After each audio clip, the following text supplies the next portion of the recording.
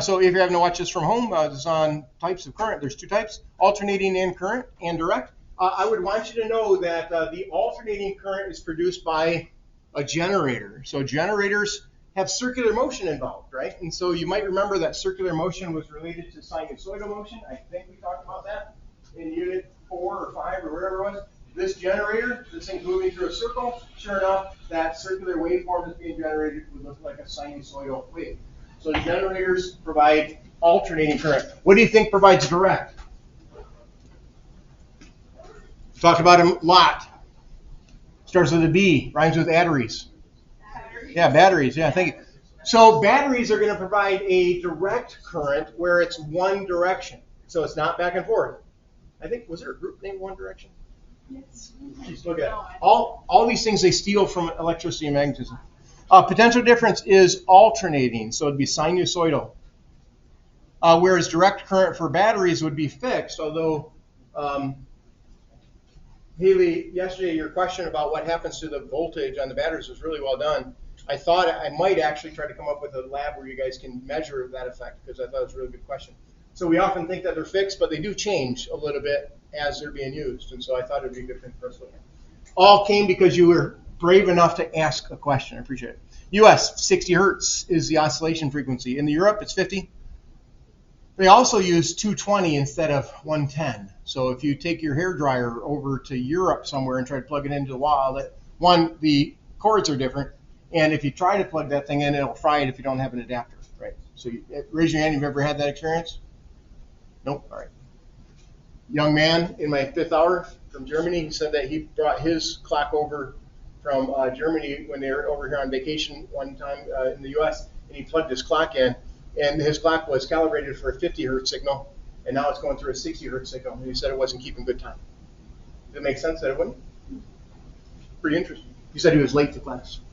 Of course, he was on vacation, so he didn't go to class. All right, mechanical analogy. A tide would be a good example of water coming in, water going out.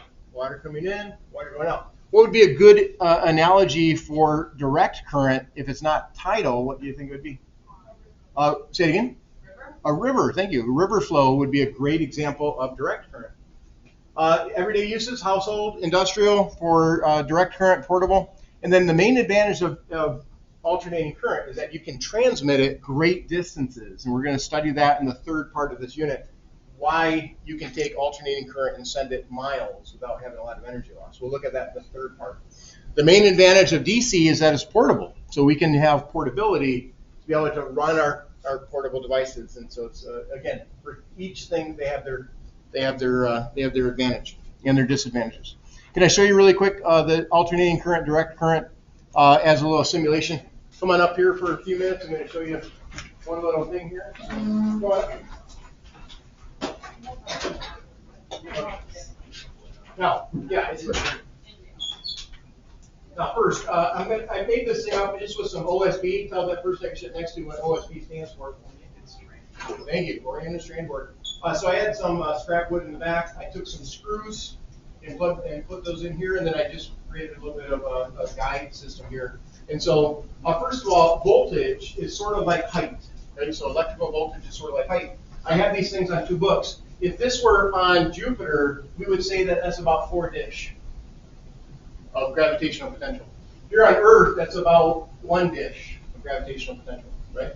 On the moon, this would be about 1/8 of a dish, right? So anyway, this is showing gravitational potential. Now, if I want to have charge flowing, if this is actually a wire of some sort, then I need to have a difference in potential to be able to drive that. And so I'm going to have these things down here, and you can notice that these things sort of go down through there. And these are what, from an electrical analogy standpoint, what are these things representing? These are electrons. The electrons are free to move about. They don't usually get stuck inside of those things, but they're free to move about. So the electrons travel from a high potential to a low potential, so like the ball would roll down from a high gravitational potential to a low. Now, what if these things represent electrons? What do these things represent? The atomic nuclei. If this were copper, then the copper atoms are sort of locked in place and they don't move, whereas the electrons are free to move about between them. Do you hear all those little tinkling noises? That's atomic collisions that are occurring between the electron and the atomic nuclei, and every time it does that, it changes the path of those. It's not a very straightforward path. It's very complicated. As a matter of fact, sometimes these things actually start to go backwards. Overall, there's like a drift velocity where they have a tendency to be going down the hill, but sometimes they start to go backwards and stuff like that. But in general, we have this would be direct current, by the way. Okay, this would be direct. In general, we have sort of a general flow of that current. You want to see alternating current? All alternating current is doing is changing the polarity of the voltage. So sometimes it's right on the right side is up, sometimes the left side is up. And so it's just causing those electrons to sort of go back and forth. You still hear the atomic collisions? Yeah. All those atomic collisions are going to generate what as a byproduct? Heat. I'm going to do some things today with you where I'm going to try to do an arc wall in class. I'll show you how that works. It's going to be some pretty serious heat generated. Okay, so a little analogy for you for electrical current. Head on back to your seats. Sorry if you're having to watch this from home. Demonstrations don't work well on videos. All right, but that was super fun. Would you guys agree? Yes. Oh, they said it was super fun. So if you're listening to this from home, you missed it. All right. Material classification based on mobility of charges. So how mobile are those charges? Can they move easily? If they can, what are they? If they're easily moved, what kind of object are they? Starts with a C, rhymes with conductor. Yeah, conductor. All right. So conductors are metals usually. They have free electrons, and they allow electrical current to flow through them with minimal resistance. If it's not a conductor, it's likely starts with an I, rhymes with insulator. Yeah, it's an insulator, right? So insulators are things like plastic, rubber, glass, silk. They don't have free electrons, so the electrons are sort of tightly bound to their atomic nuclei. Now, the things, if it's not a conductor or an insulator, but it can have charges turned on and off. Do you know what that thing is called? These are called semiconductors. So semiconductors, they can be turned on and off through sort of a sophisticated doping process. And so they very high tech to be able to go through and make these things smaller and smaller and smaller. All of your integrated circuits that are part of your fancy equipment, those things are all done with semiconductors, right? So you can turn them on and off. Now, a lot of things have what are called resistance. And so resistance is the opposition percentage to electric current. We define it as a delta V over I. Now, prior to this, we talked about what voltage is. Voltage is a different, well, what delta V is. It's a difference in potential. Could be gravitational potential, could be electric potential. I is a current measuring a flow rate. So we can define resistance as delta V over I. So what potential difference do I have divided by what current do I have flowing through it? The SI unit, anyone know before I reveal it? The unit that we use for resistance? The ohms. It's named after Sir George Ohm. I'll show you a picture of him in a moment. It's a Greek letter omega that we use, so the ohm. And if I want to take it and write it in terms of units that are more base, I would say 1 ohm is 1 volt per ampere. Again, this is new to you. You haven't studied voltage and current and resistance yet, so I'd expect that these terms are going to be like, you have to get comfortable with them. We'd say 1 ohm is 1 volt per amp. Now, I have some other visuals for you. One of them here, I didn't break apart a circuit board recently, so I don't have any of these things on hand, but raise your hand if you've ever broken apart something that has a big electronic thing in there and you see a bunch of various components. These components here are called resistors. So this right here is a set of resistors. This over here, let's see, this one here is called a diode. These are capacitors. These are integrated circuits of some sort. There's another capacitor. All of these things are how you control your electronics, control your flow of energy through this thing to be able to accomplish certain things. Go ahead, Hugh. Sure. Right there. I zoom in so people can see it better, but yeah, no problem. Now, I do have a series of resistors for you guys to use when you go to build circuits, and you're going to actually build some circuits and measure some things.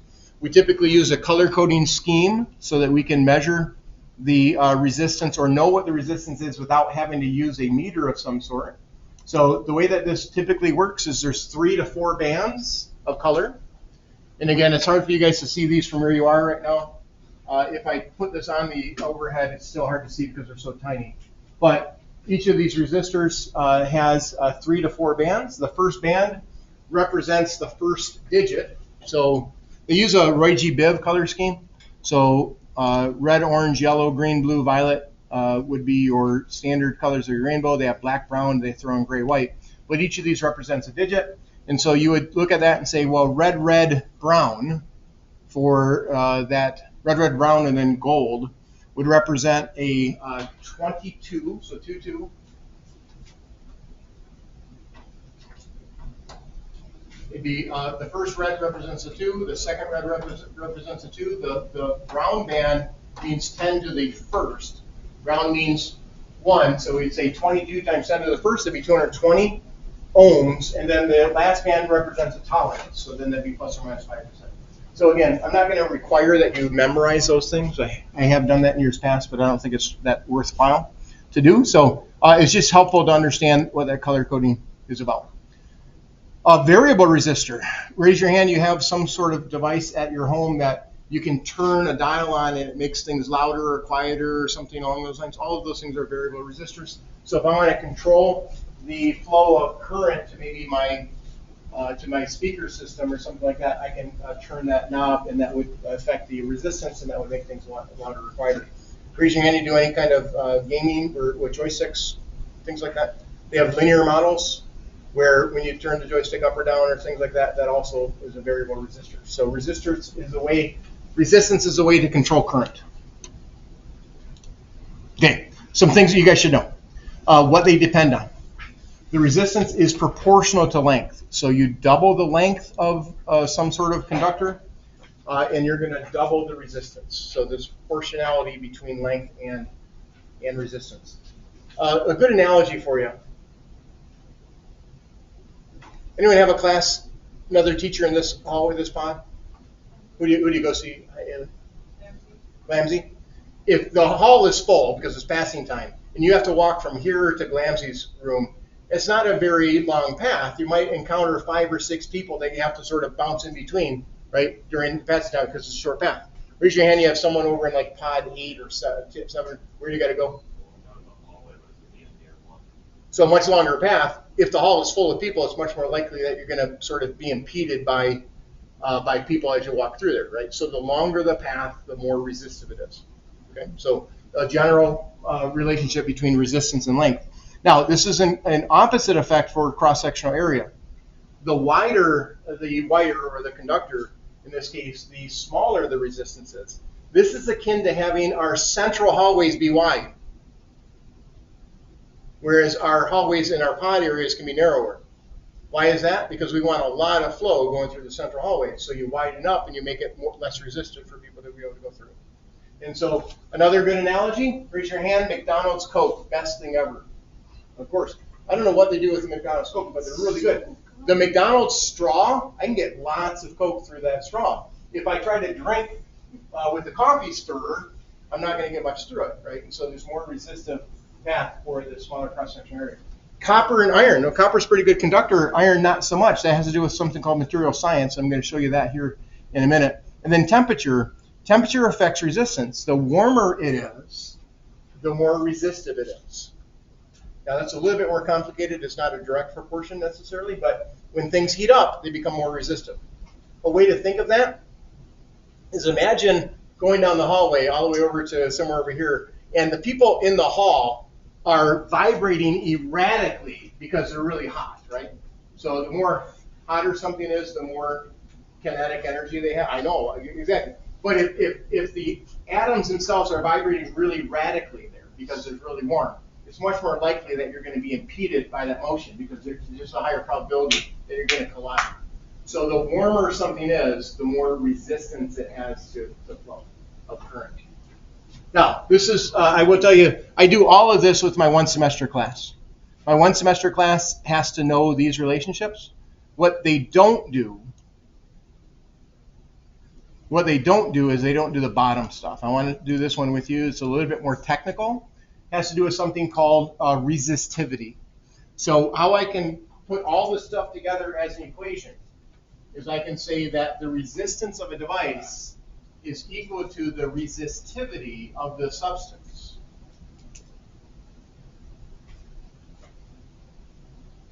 Resistivity of the substance tells me what kind of thing I have. If it's copper versus iron versus tungsten versus lead or whatever, it's going to give me a different resistivity. It's talking about its material science, if you will, multiplied by the length of the wire, or the length of the path, divided by the cross-sectional area.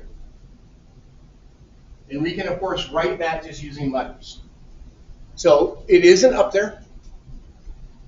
It is something that I want you to be familiar with. And so resistance can be calculated as rho times L over A, where rho represents something called resistivity. More than likely, it's the first time you've ever heard of this substance or this kind of thing. Raise your hand, you've heard of it before? Resistivity?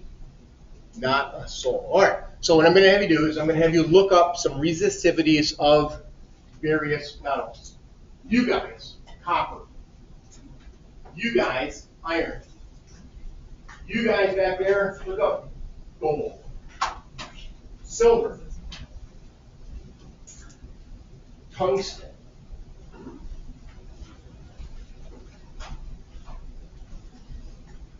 I don't know if we've ever found the human body.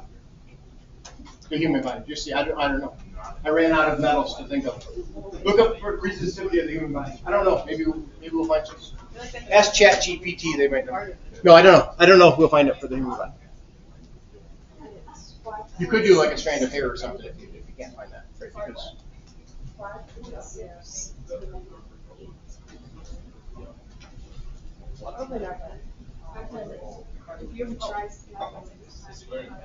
Does it have a resistivity? Does it actually have a resistivity? Well, it depends on like. It doesn't actually give you a number. Okay. Can you think of another metal? Okay, look up that. Do a resistivity.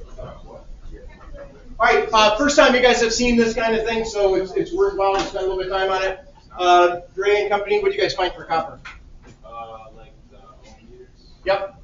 It said 1.68 times 10 to the negative 8. Okay, now, the unit for that is ohm meter. First time you've seen it? You need that unit to be ohm meters so that when I plug it into the equation, it reduces to ohms. It's a pretty small number, right? 1.68 times 10 to the negative 8? Pretty small. So that's the resistivity for copper. That tells us how conductive it is, if you will. The smaller the number, the less resistance it has per unit length and cross-sectional area. What do you guys have? What do you guys have? Was it iron? Yeah. Is iron Fe? Is that right? Okay. I'm going to abbreviate those things with chemical elements. What do you guys have? 1 times 10 to the negative 7. 1 times 10 to the negative 7. Now I want you to look at, and that's ohm meter, correct? Yeah.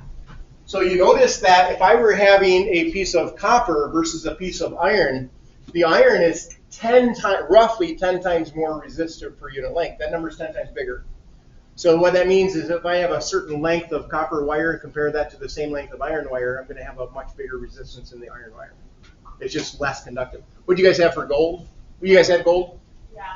2.44 times 10 to the negative 8. Is it AU? Is it AU? 2 point what? 44 times 10 to the negative 8. Pretty similar to copper, but quite a bit more expensive.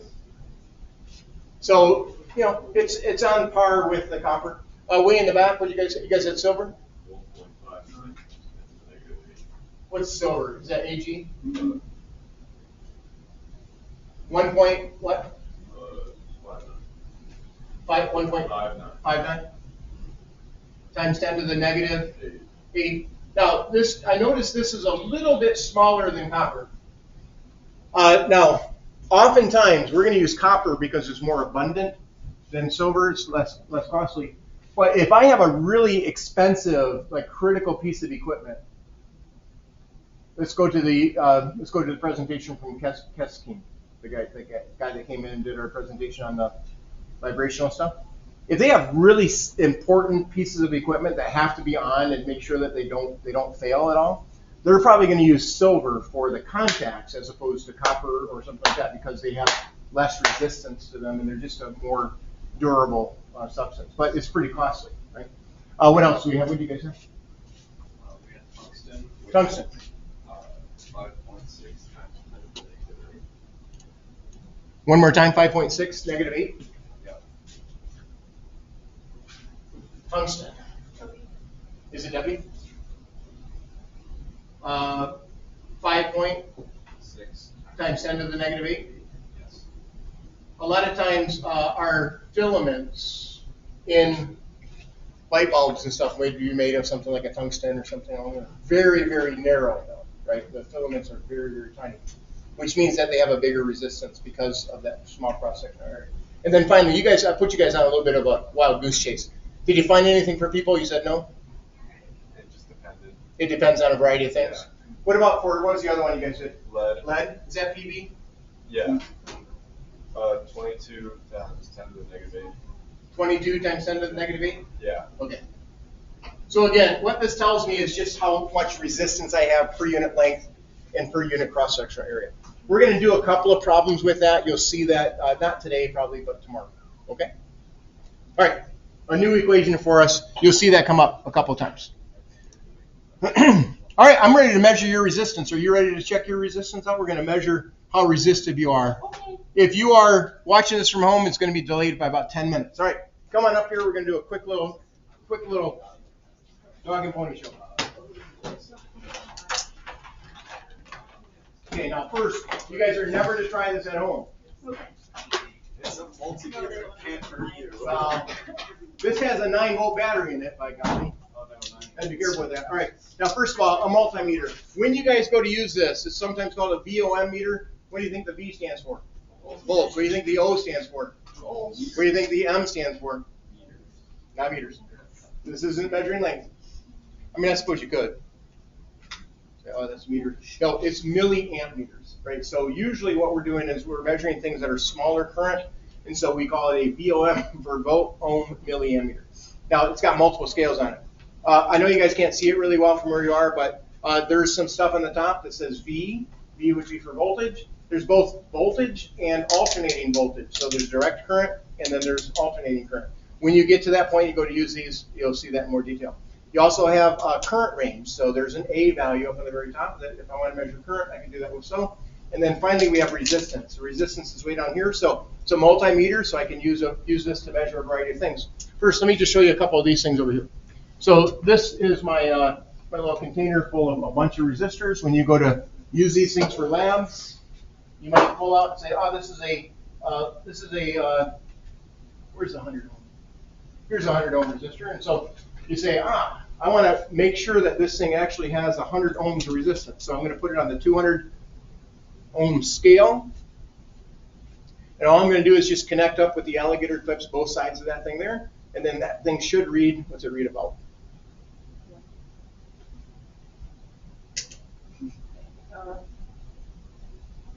It's supposed to be a 100 ohm resistor, but it might be damaged. Okay, 99. 99, okay. Go back to the 200 scale. So we want to use the lowest scale that can read it. Does it read better now? So sometimes these are fairly cheap. They're like $10 VOM meters. So sometimes they get a little wonky, I think is the term you guys would use. Is that right? Wonky? Okay. That's not bad word. No. Just making sure it's unrecorded. All right. Now, 220 ohms. Let's try that one. So this is supposed to be 220. Should be what colors? Red, red, brown. We saw that. So this is red, red, brown. Wait, I need that. Okay. So I'm gonna connect these up. Now you're on the 200 volt or 200 ohm scale. This should not work because it's above that. It's going to read a 1. Does it read a 1? So now you go up to the next one, and it's reading, now it's on 1,000 or 2,000 scale, and it's reading about 217. This has a tolerance. It's a gold band, so it's plus or minus 5%. So we would say this is 217 ohm resistor. Turn and tell that person that you're sitting next to, how many, if I hooked up, this is 217? Mm-hmm. If I hooked up 217 volts of potential across this thing, how many amps would be drawn to, would we deliver to it? 217 volts. This is a 217 ohm resistor. How many amps? It would flow 1 ampere through it. I would need 217 volts to drive 1 ampere through it. This is a 99 ohm resistor. If I hooked up 99 volts to it, how much current would flow through it? 1 amp. So you can think of the resistance as how many volts per amp I need. Now, there's some bigger ones here. This is a 24 kilo ohm resistance, right? So 24K. You're going to have to change that scale there to go up to that next value, and it looks like this is in the wrong spot because this looks like it's more like 100. It is. So sometimes these things go into wrong locations. Let's try this one. 24K, it should be reading, what does it read about? Go to the next one down. There you go, about 24.6 kilo ohms. Is that right? Yeah. Okay, are you ready to measure your resistance, Rob? Question? What if you put the alligator clips on each other? What should it read, do you think? It should be really close to 0. And the reason for that is that these are really good conductors, and so they don't have 0 resistance, but it's probably below our ability to read that. We need pretty sensitive equipment to measure the resistance of these wires because it's mostly copper inside. You ready to measure your resistance? Okay, so what you have to do is just grab hold of those things, and Gabby is going to be able to tell us. I'm going to put it on the 20 million ohm scale, and you're reading about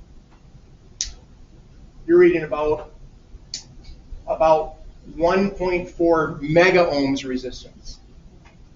If we hooked up 1.4 megavolts of potential across your arms, how much current would flow through?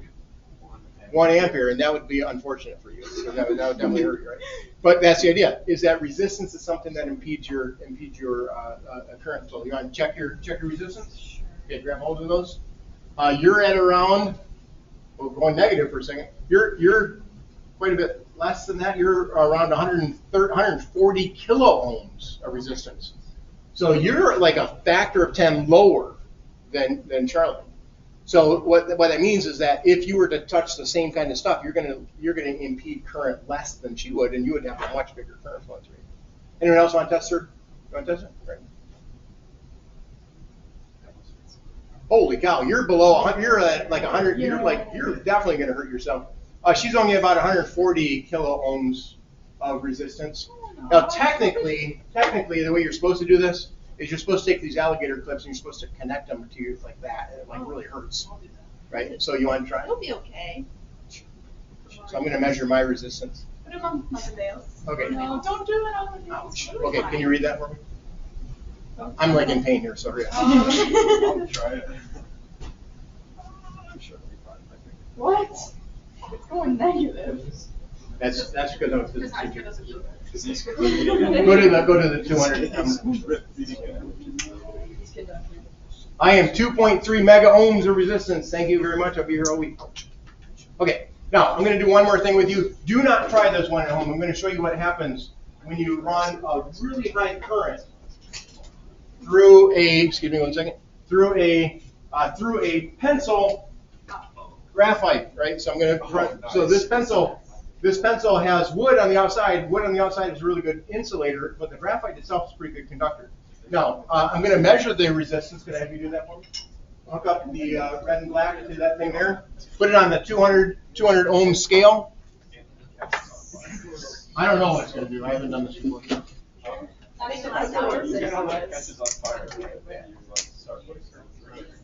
I don't know. I'm going to try this. Put it on the 200 ohm scale. I don't think he does it.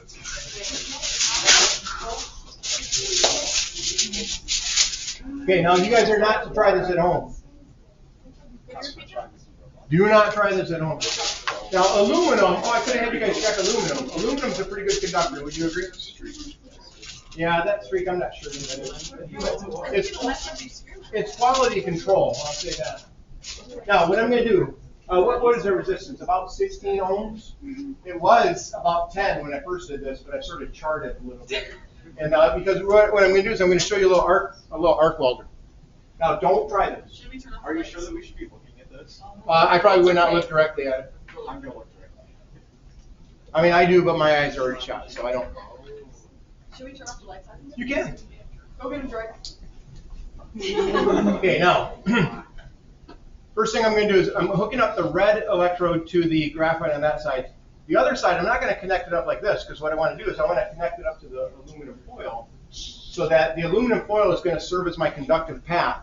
as I turn the voltage on here, I'm going to allow the current to go through the graphite into this thing here and return to that black wire there. Okay, now I'm going to start with a low voltage.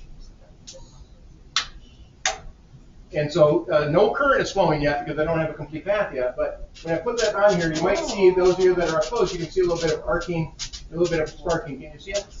My eyes. Oh, don't look directly at it. Now, what I'm going to do is I'm going to increase the voltage twofold. I'm going to go to a lower scale. And so now, when I do this, don't look directly at it. You can see, yeah, don't look directly at it. What I'm doing here is I'm creating a little bit of an arc.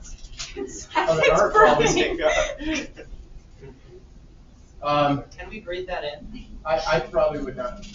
This is why it has to do with you. Probably. All right, I'm going to stop with that. I was going to spell physics, but actually feel that. It's a little smoky. I mean, it's hot, right? It gets warm. Last hour, I actually lit that on fire. I had to stop it. So I actually did this last hour. I almost wrote the entire word, Oh. right? So sorry I didn't get all the way through that, but yeah, it's just arc welding, right? And so here you go, a little bit of voltage, current, resistance stuff. All right, if you missed that at home, sorry. All right, let's head on back to your. Is it warm? Oh my gosh, that's almost like a hand warmer. No, I know that. All I need to do is have a power supply, a graphite pencil, and some sort of arc welding. Isn't that nice? Whew. Okay, don't try that at home. So, folks, there's an old saying amongst electricians: it isn't the voltage that kills you. What is it? It's the current that's going to get you. The old saying. They say it's not the voltage that gets you; it's the current.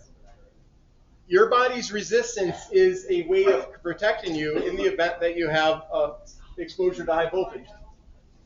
Body's resistance with dry skin, I pulled this off of some sort of resource. At one point it said 500,000 ohms. It's going to vary based on perspiration, based on probably what you ate for lunch and all that kind of stuff. But 500,000 ohms typically. If your skin is wet, like you just got done exercising, or you're working with electro equipment and you're starting to sweat because you're nervous, your resistance will go down. And so if you have a smaller resistance, you're going to be in much more danger of being injured. You should always use insulated tools if you're ever working with electro equipment. Turn power off if you can, right? Not always can you, but you should turn power off. Wear rubber-soled shoes. Why? Rubber's good insulator. Is going to keep the charge from flowing through your body to the earth. And then finally, avoid any kind of wet situations. If you're down in the basement and the ground is somewhat wet because it's concrete and you got some moisture there, you could have some pretty big hazards there. Okay, so be careful with that. You have to be trained to work with electricity. Don't. Here's just a little graph for you so you can see what electrical current will do to the body. You can feel about 5 milliamps of current. That's 0.005 amperes. You can feel that. Around 10 to 25 milliamperes of current is where you lose the ability to let go of things because you have muscular loss, control of your muscular ability. My first year here teaching in the school, I had a young man sort of put his hands in the wrong spot on a transformer board, and he said he couldn't get his hand off. He had to break it off from his other hand. Not his arm. He didn't break his arm off. He moved his arm away from the electrode, and so he had a little bit of damage from that. You start getting above regular 25 milliamps, you can get into cardiac arrest and so forth. So it's not much current before you really start to hurt yourself. Okay, last thing I wanted to look at today, many devices display a constant resistance over a wide range. We would say that these devices are ohmic. Ohm developed this law that many devices have constant resistance. If you connect up a potential difference across that device, its resistance stays constant. Not everything is ohmic. This 100 ohm resistor, if I hook up 10 volts across it, it would draw a certain amount of current. We'd say it's got a resistance of 100 ohms. 100 ohms. If I hook 100 volts across it, it would have the same resistance. If I hook up 1,000 volts across it, it would have the same resistance. This is an ohmic device. If I have 10 feet of water pressure, Mr. Keskin talked about having pumps generating some water pressure. Water pressure can drive water flow through this. If that restriction is such that it drives 1 gallon per minute of water flow, what should twice the pressure do if the resistance is constant? It should give us 2 gallons.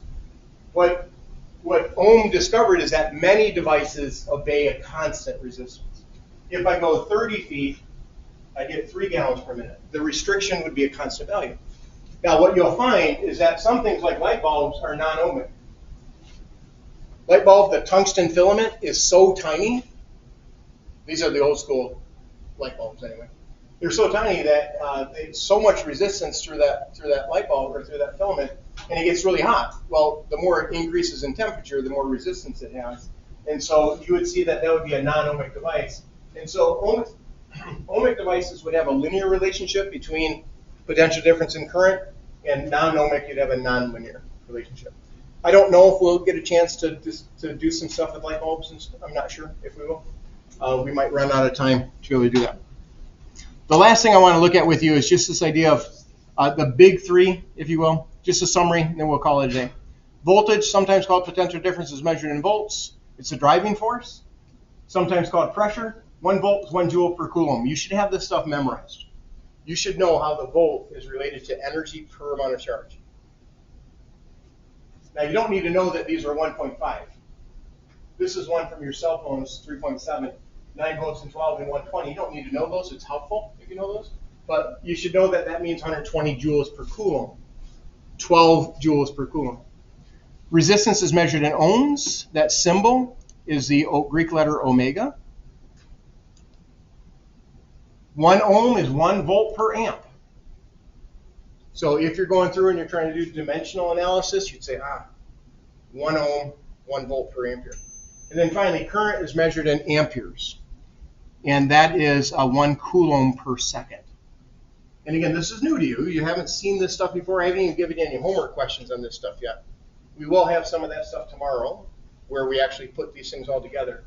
The big relationship, right down here, and then we'll call it a day, is that I, which is current, is driven by potential difference.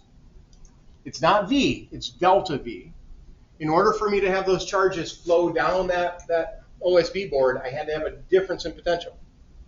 So it's driven by a difference in potential, and it is restricted by resistance. So the basic equation for that is I is equal to delta V over R. That's the relationship between the big three.